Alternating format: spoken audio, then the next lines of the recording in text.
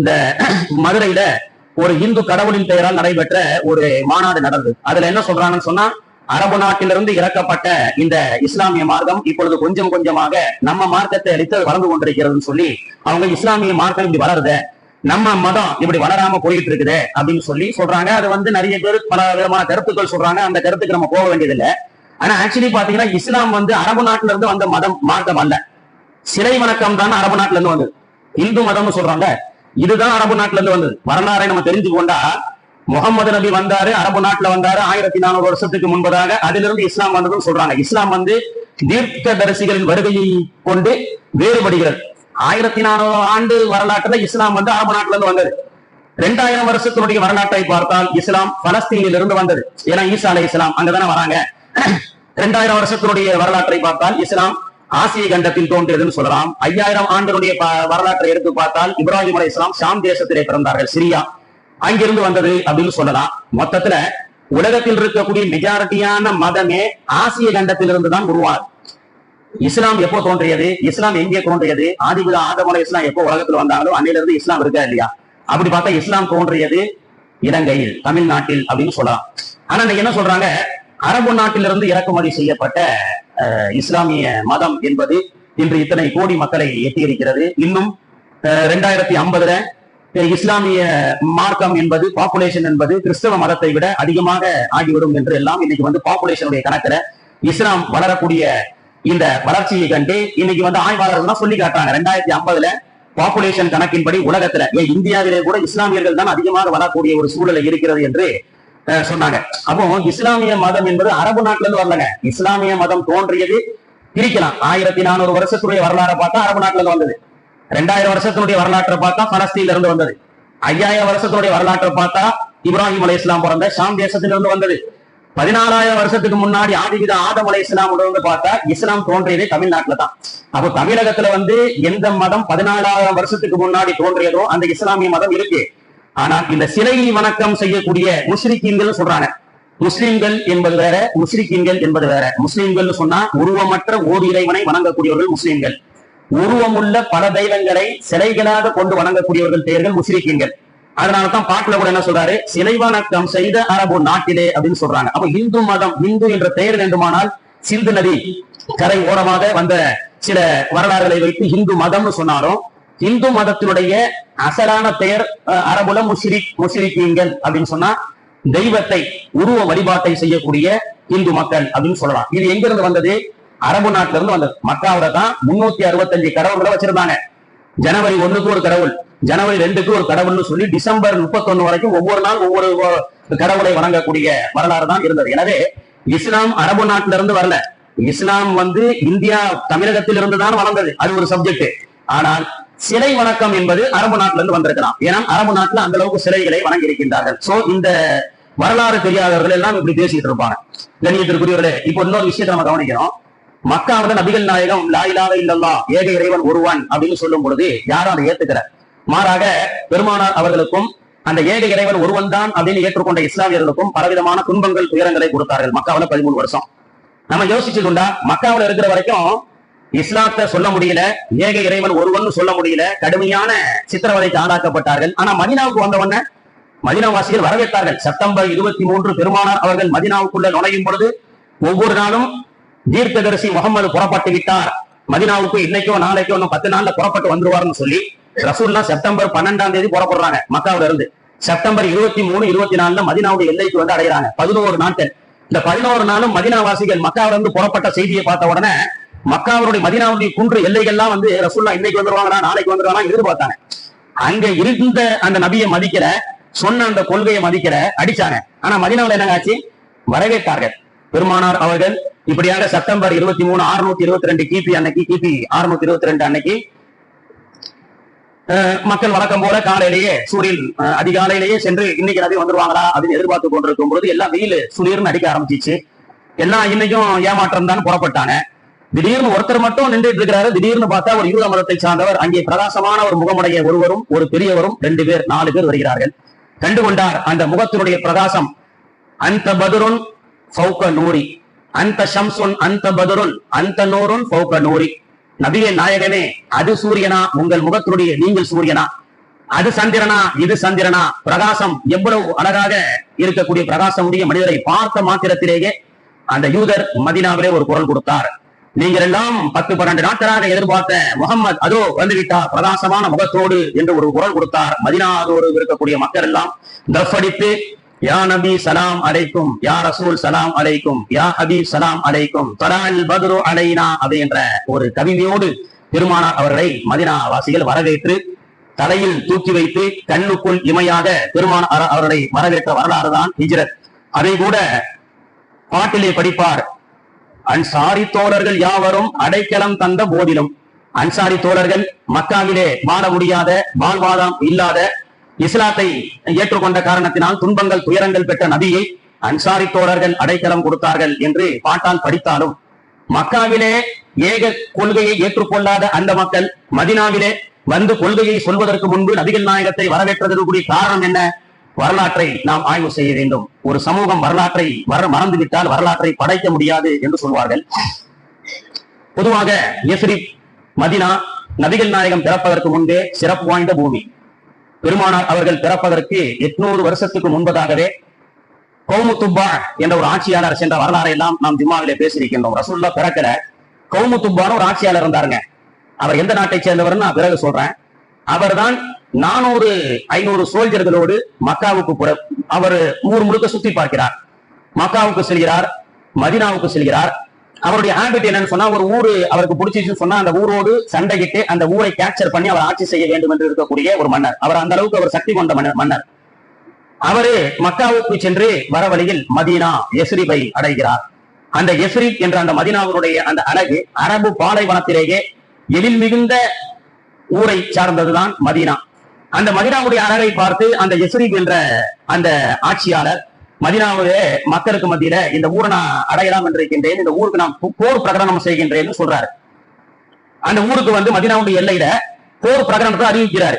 அப்படி அறிவிக்கும் பொழுது மதீனாவில இருந்த சில முக்கியஸ்தர்கள் எல்லாம் வந்து இது போர் செய்யக்கூடிய பூமி அல்ல, இது யஸ்ரிப் என்ற சிறப்பான பூமி. முந்தைய வேதத்திலே சொல்லப்பட்ட நபிகள் நாயகமும் என்ற ஒரு முகமது நபி இங்கே வந்து அவருடைய அடக்கஸ்தலம் இங்கேதான் அமைய இருக்கிறது. எனவே இந்த பூமி வந்து சண்டையிடக்கூடிய பூமி அல்ல அப்படின்னு சொல்லி அவரிடத்த சமரசம் பேசி ஊரை சண்டைக்கு அழைத்த அந்த கௌமு துப்பா அவனுடைய ஆட்சியாளர்களுக்கு விருந்தளிக்கிறார்கள் மதீனாவாசிகள். சண்டைக்கு கூப்பிடுறோம், கூப்பிட்டு சமாதானம் பேசி சோறு போடுறாங்க, விருந்து போடுறாங்க. யாரு? மதீனாவாசிகள்.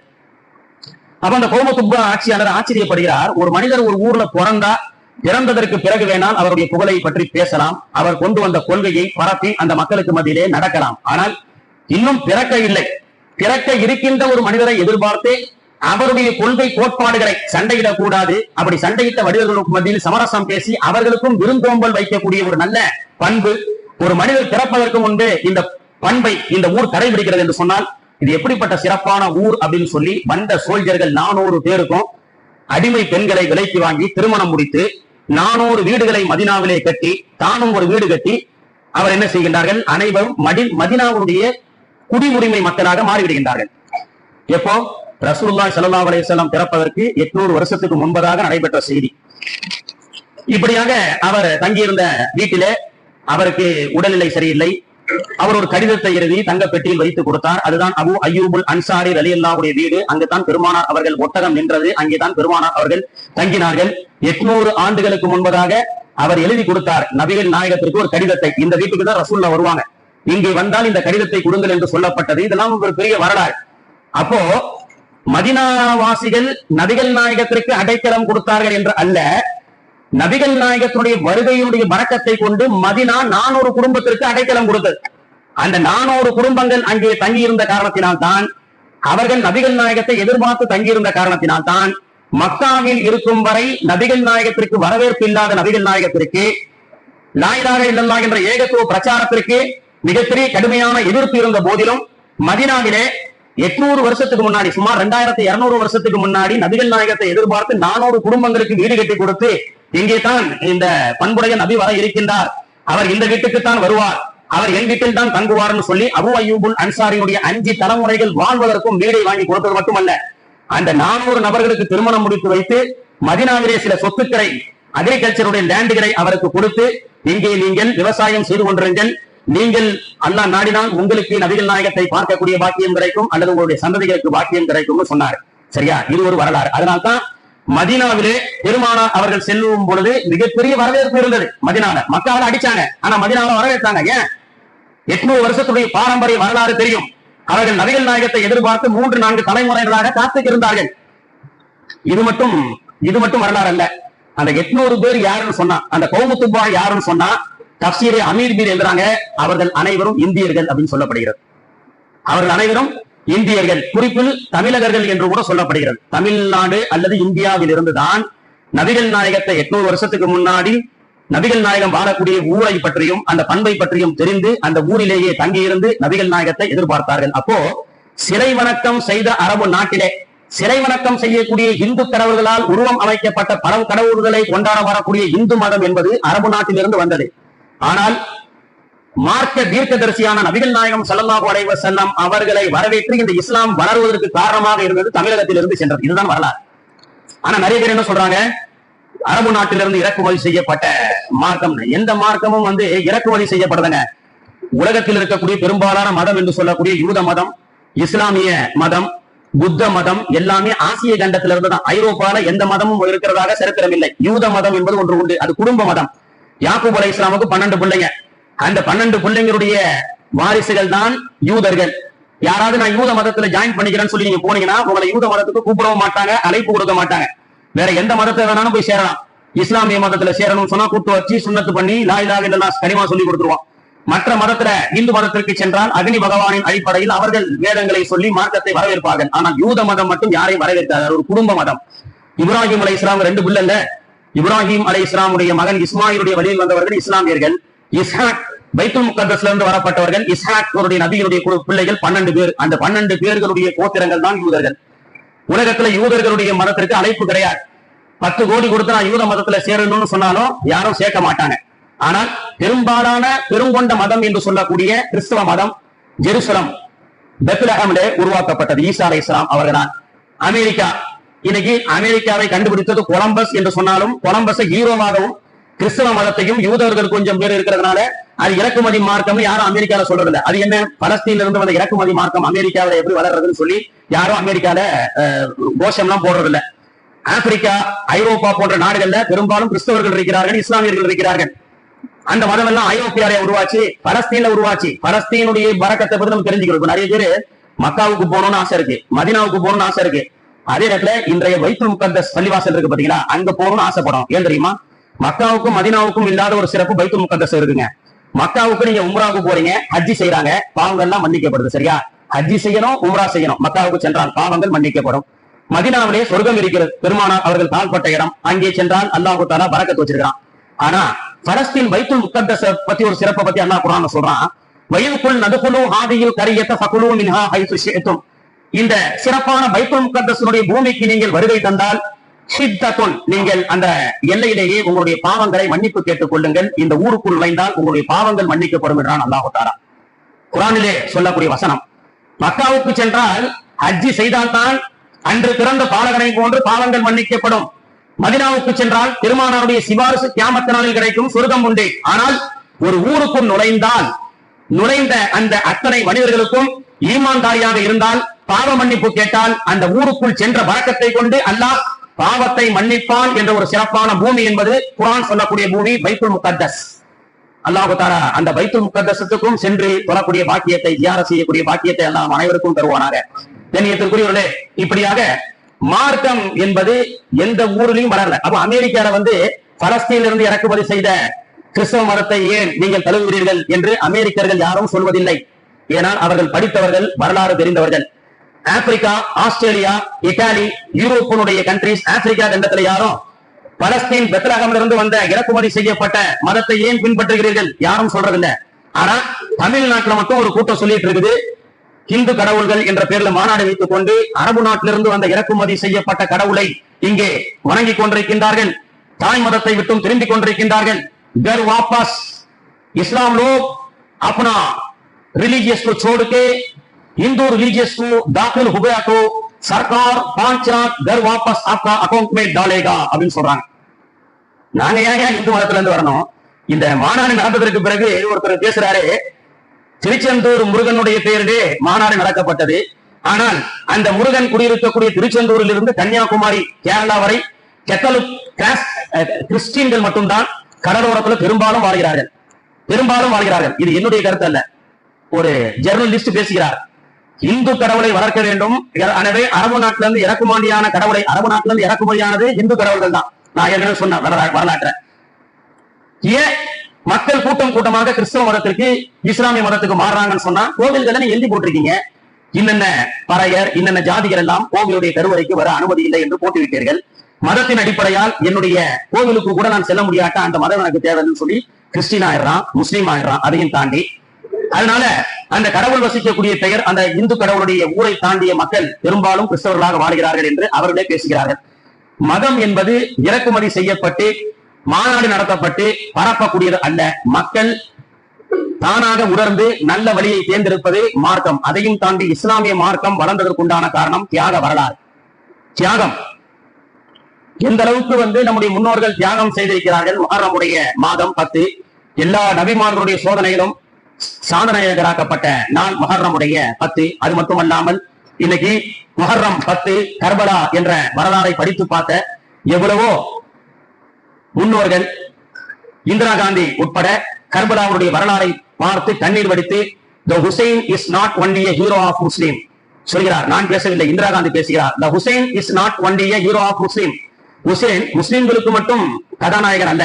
the Hussein is not only a hero of Iran ஈராக்குக்கு மட்டும் ஹுசைன் ஹீரோ அல்ல. the Hussein is a universal hero அப்படின்னு சொல்றாங்க. யாரு? இந்திரா காந்தி அம்மா சொல்றாங்க. உலக வேர்ல்டு ஹீரோ யார்? ஹுசைன். ஏனென்று சொன்னால் இன்றைய ஈராக், இன்னைக்கு ஈரான் அமெரிக்காவை எதிர்த்து சில தினங்கள் போரிட்டு பலஸ்தீன மக்களை அளித்த யூதர்களை கொன்று குவித்த காரணத்தினால் ஈரானை இன்று ஹீரோவாக நாம் பார்க்கின்றோம். அவர் இஸ்லாமியர் அல்லாமல் அவங்க எல்லாம் ஒரு ஷியா. நமக்கும் அவங்களுக்கும் எத்தனையோ கருத்து வேறுபாடுகள் இருக்கிறது. அவங்க மதீனாவுக்கு வர மாட்டாங்க, சித்திகி நாயகத்தை திட்டுவாங்க, உமர் அலி அல்லாஹ் பச்சை பச்சையா பேசுவாங்க. சோ நாம ஷியாக்களுக்கு ஆதரவாளர்கள் அல்ல. ஷியாக்களை ஏன் நாம் ஆதரிப்பதல்ல அப்படின்னு சொன்னா, பலஸ்தீன்ல இஸ்ரேல் நாடு 1948 அன்னைக்கு அந்த நாடு சில நாட்டு அதிபர்களால் கையெழுத்திடப்பட்டு அப்ரூவ் செய்யப்படும் பொழுது கையெழுத்து போட்டது ஈரானிய நாடு. பலஸ்தீன மக்களுக்காக இஸ்ரேலர்கள் அங்கே வாழ வேண்டும் என்று இஸ்ரேல் என்ற நாட்டுக்கு அங்கீகாரம் கொடுத்து கையெழுத்து போட்ட நாடுகளிலே ஈரானும் ஒன்று. சோ ஈரான் நம்முடைய நண்பர் அல்ல.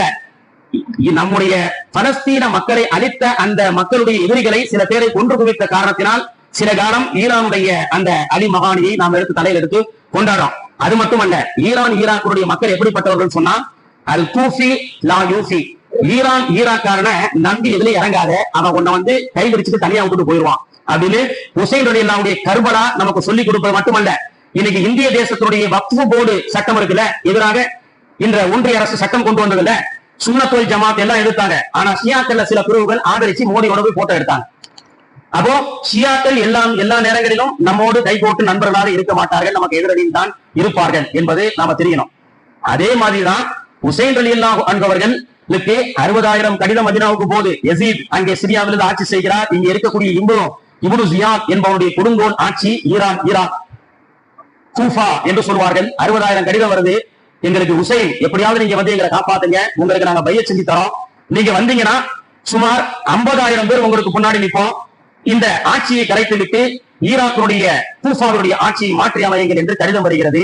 ஹுசைன் ரலியல்லாஹு அன்ஹு அவர்கள் ஹிஜ்ரி 60ஆம் ஆண்டு ஹஜ்ஜை முடித்துவிட்டு ஹிஜ்ரி 61 கர்பலாவை நோக்கி வருகிறார்கள். வர வழியிலே முஹர்ரம் பிறை 3 அன்று ஒரு இடத்துல தங்குறாங்க. தங்கும் பொழுது அவர்களோடு 1000 பேர் கிட்டத்தட்ட இருந்தாங்க. 750 இருந்து 1000 பேர் வரைக்கும் இருந்தாங்க. யாரோட? ஹுசைன் ரலியல்லாஹு அன்ஹு அவர்களோட. ஏன்னா ஈராக்காரனை நம்ப கூடாதுன்றதுக்கு ஹுசைன் ரலியல்லாஹுடைய சரித்திரம் நமக்கு ஒரு உதாரணம். மக்காவிலிருந்து ஹுசைன் நபிகள் நாயகத்துடைய பேரப்பிள்ளையோட வந்தவங்க குடும்பத்தார்கள் 72 பேர், சோல்ஜர்ஸ் 500 பேர், பொதுமக்கள் நாங்களும் உங்களோட வரோம்னு சொல்லி வந்தவங்க எல்லாம் சேர்த்து ஒரு 750-1000 பேர் இருக்கும். ஈராக்குக்கு ஒரு 200 கிலோமீட்டருக்கு முன்னாடி முஹர்ரம் பிறை 3 அன்று ஹுசைன் ரலியல்லாஹு அன்ஹு அவர்கள் தூங்கி கொண்டிருந்து திடீரென்று அதிகாலையிலே இன்னா லில்லாஹி வ இன்னா இலைஹி ராஜிஊன் அப்படின்னு சொல்லி எந்திரிக்கிறாங்க. அந்த சத்தத்துல கூட இருந்த எல்லாரும் முடிச்சிடறாங்க. ஹுசைன் ரலியல்லாஹு உடனே சொல்றாங்க, என்னோட யாரும் வராதீங்க, உயிருக்கு ஆபத்து. அநேகமாக சில தினங்களிலே நாம் எல்லாம் உயிரை இறைவனுக்காக கொடுக்கக்கூடிய ஒரு சூழல் வரும். சோ இந்த பிரச்சனை எனக்கும் மக்களுக்கு உண்டான பிரச்சனை. யாரெல்லாம் போறீங்களோ போவாங்கன்னு எல்லாம் போயிட்டான். 72 பேர் மட்டும் தான் இருந்தாங்க, எல்லாம் போயிட்டாங்க. 1000 பேர்ல 900 சில்லற பேர் என்ன செஞ்சாங்க, உயிருக்கு ஆபத்துன்னு சொல்லிட்டாரு. போனாலும் தப்புன்னு சொல்லல, போறவங்க போயிருங்க, ஆனா போன உயிருக்கு கேரண்டி இல்ல போல தெரியுது, அப்படிதான் என்னுடைய கனவுல வருதுன்னு சொல்லிட்டாங்க. அந்த 72 பேரோடு என்ன செய்யலாம் என்று சொல்லும் பொழுது தனியாக புறப்பட்டு உசைன் பெரிய வரலாறு அடுத்தடுத்த வாரங்கள் அதனுடைய விவரங்கள் எதனால் இந்த சூழல் ஏற்பட்டது என்று சொல்லி காட்டுகின்றேன். சின்ன விஷயத்தை மட்டும் சொல்லி நம்ம இன்ஷா அல்லாஹ் முடிச்சுக்கலாம். உசைன் ரலியல்லாஹு அன்ஹு அவர்கள் 72 பேரோட முஹர்ரம் பிறை 7 அன்று கர்பலாவுக்கு முன்னாடி ஒரு இடத்துல வந்து இருக்கிறாங்க. அந்த பஸ்ராவுடைய கூஃபாவுடைய ஆளுநராக இருக்கக்கூடிய இப்னு ஜியாதுக்கு வந்த கடிதம் என்ன, உசைனை அரஸ்ட் பண்ணி அவர்களுடைய உடன்படிக்கை, யசீதுடைய ஆட்சி எனக்கு விருப்பமானதுதான், எனக்கும் ஆட்சி கரைக்கிறதுக்கும் எந்த சம்பந்தமும் இல்லை, நான் அதை எந்த டிஸ்டர்பும் பண்ண மாட்டேன்னு கையெழுத்து வாங்கிட்டு அவர் விட்டுருங்கன்னு சொல்லி கடிதம் வந்திருக்கு. உசைன் ரலியல்லாஹு பிறை 7 அன்னைக்கு கர்பலாவுக்கு பக்கத்துல போய் தன்னுடைய குடும்பத்தாரோடு இருக்கிறாங்க. இப்னு ஜியாத் என்ற ஒரு கொடியவன் தலைமையில் 4000 பேர் அவர்களை அணுக வருகிறார்கள். உசைனே, உங்களை கைது செய்யும்படி சொல்லப்பட்டிருக்கிறது. உசைன் ரலியல்லாஹு சொல்றாங்க, எனக்கு ஆட்சி அதிகாரம் யார் அமைச்சாலும் எனக்கு ஒன்றும் பிரச்சனை கிடையாது, மக்கள் கிட்டத்தட்ட 50,000 பேர் எனக்கு கடிதம் வந்திருக்கிறாங்க, நல்லபடியா ஆட்சி செஞ்சீங்கன்னா அந்த ஆட்சிக்கு எதிராக நான் வரவும் இல்லை, உங்களுக்கு போட்டியாளர்களும் நான் வரல, இந்த இப்னு ஜியாத் என்று சொல்லக்கூடிய அவரை நான் சந்தித்து நல்லபடியா ஆட்சி செய்யுங்கன்னு சொல்லிட்டு போதான் வந்தேன் தவிர சண்டை போடவும் ஆட்சியை பிடிக்க வரலான்னு சமாதானம் பேச்சு பேசுறாங்க. சென்ற இப்னு சஅத் என்ற அந்த 4000 பேருக்கு தலைவருக்கு பேர் இப்னு சஅத். அவன் திரும்ப போய் இந்த மாதிரி உசைன் நபிகள் நாயகத்துடைய பேரர் அவர் வந்து சண்டைக்கு வரலையா, சமாதானம் பேசுறாரு, பிரச்சனை இருந்தா அவரு எங்க மக்காவில் இருக்க கூடாதா, சரி மதீனாவில் இருக்க கூடாதா, சரி சிரியாவில் இருக்க கூடாதா, எங்க வேணா இருக்கா, ஒண்ணும் பிரச்சனை இல்லை, நான் எங்கேயாவது போய் மார்க்க பிரச்சாரம் செஞ்சுட்டு என்னுடைய குடும்பத்தார்களோடு நான் நிம்மதியாக இருக்கின்றேன் என்றெல்லாம் பேசி பார்த்தாங்க. போர் தளபதி இருக்கக்கூடிய இப்னு சஅத் இடத்துல ஈராக்குக்கு பக்கத்துல ஒரு வளமான ஒரு ஊர் இன்னும் இருக்கிறது, குர் என்று சொல்லக்கூடிய அந்த ஊர். அந்த ஊருடைய உசைனை மட்டும் நீ கொலை செய்தவருடைய தலையை கொண்டு வந்தா ஈரான் பக்கத்தில் இருக்கக்கூடிய குர் என்ற இடத்திலே உனக்கு ஜனாதிபதி போஸ்டிங் கிடைக்கும்னு சொல்லி இப்னு சஅதுக்கு ஆசை வார்த்தை காட்டப்பட்டது.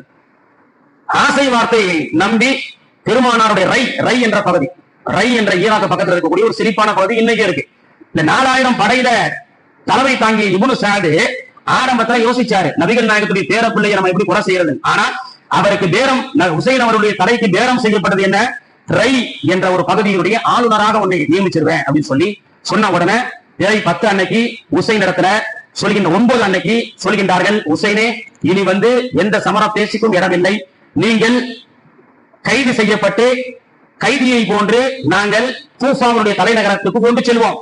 நானா கைதாக முடியாதுன்னு உசைன் ரலியல்லாஹு சொன்னாங்க. நான் ஏன் கைதாகணும், நான் என்ன தப்பு செஞ்சேன், அப்படி இல்லாட்டா நீங்கள் எங்களோடு போர் செய்யுங்கள் என்று சொல்லும் பொழுது 72 பேரோடு தன்னுடைய குடும்பத்தார்களோடு வந்த உசைன் எதிரில் 4000 பேரு, சிரியாவில இருந்து 5000 பேரு, இன்னும் கிட்டத்தட்ட 6000க்கும் மேற்பட்ட எதிரி படைகளோடு பிறை 9 அன்று என்ன செய்யலாம் அப்படின்னு அல்லாஹ்விடத்துல துஆ செய்து, நான் நாளைக்கு காலையில எதுவா இருந்தாலும் பிறை 10 அன்னைக்கு சொல்றேன்னு உசைன் ரலியல்லாஹு அன்ஹு அவர்கள் சொல்லிவிட்டு அவர்கள் என்ன செஞ்சாங்க, 9 அன்று எல்லோரையும் துஆ செய்ய சொன்னார்கள். எல்லோரும் துஆ செய்யுங்க, அல்லாஹ்வுடைய நாட்டம் என்னவோ தெரியல, நாம மக்களுக்காக இன்னுயிரை கொடுக்கக்கூடிய நேரம் வந்துவிட்டது என்று உசைன் ரலியல்லாஹு அன்ஹு அவர்கள் அந்த 9, 10 அன்றும் நோன்பு வைத்தார்கள்.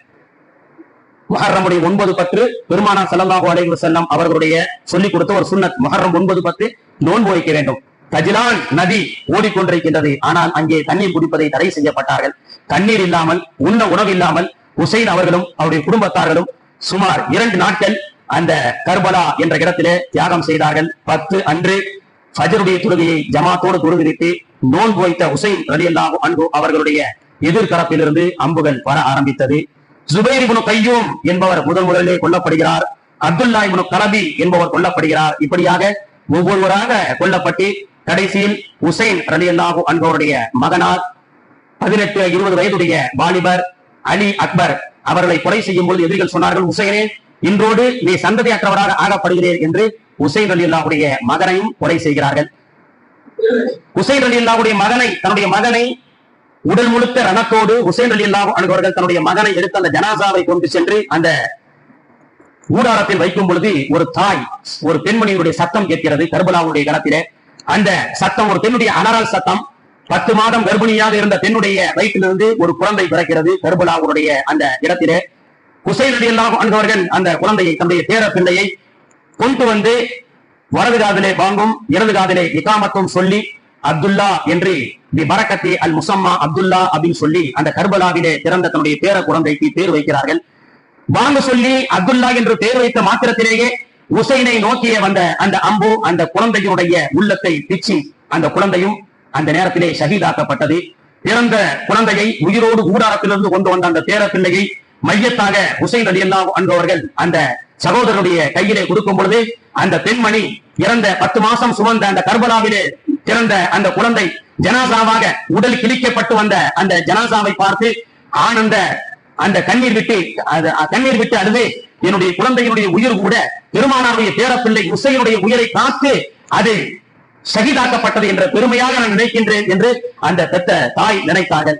அங்கே கொலை செய்யப்பட்ட அத்தனை ஆண்களுடைய மனைவிமார்களும் என்னுடைய கணவன் இறை வழியிலே பெருமானார் அவர்கள் உத்தம் கொஞ்சிய பெருமானார் அவர்கள் இந்த உம்மத்தை காக்க வந்த மிகப்பெரிய சிறப்பான என்னுடைய குடும்பத்தார்கள் என்று சொன்ன ஹுசைனுக்காக என்னுடைய கணவன் இறந்து விட்டார் என்ற செய்தியை மகிழ்ச்சியோடு ஏற்றுக்கொண்டவர்கள் தான் கர்பலாவுடைய தாய்மார்கள். இப்படியாக ஹுசைனுக்காக அந்த பிறந்த குழந்தை கூட கர்பலாவிலே ஷஹீதாக்கப்பட்ட வரலாறு கண்ணீர் நம்முடைய உடலையிலும் நம்முடைய கல்வை நொறுக்கி எடுக்கக்கூடிய சம்பவம். சகோதரர்களே, இப்படியாக பல தியாக வரலாற்றை கொண்டதுதான் முஹர்ரமுடைய ஆஷுராவுடைய நாள். அந்த நாளிலே நான் நோன்பு வைத்து பெருமானாருடைய சுன்னத்தை நாம் ஹயாத்தாக்க வேண்டும்.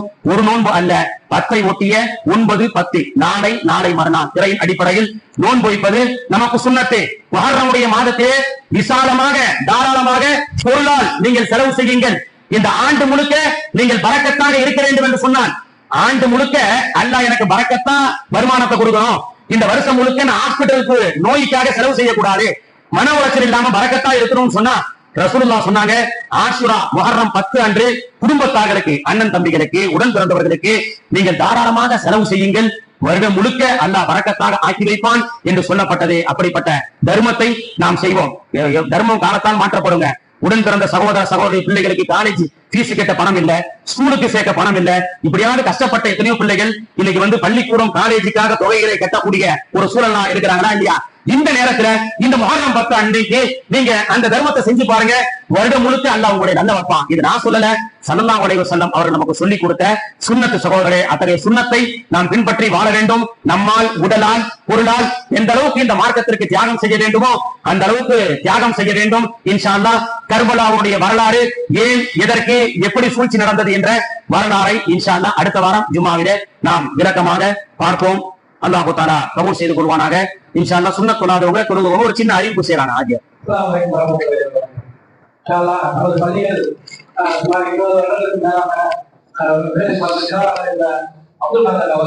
அவர்களுடைய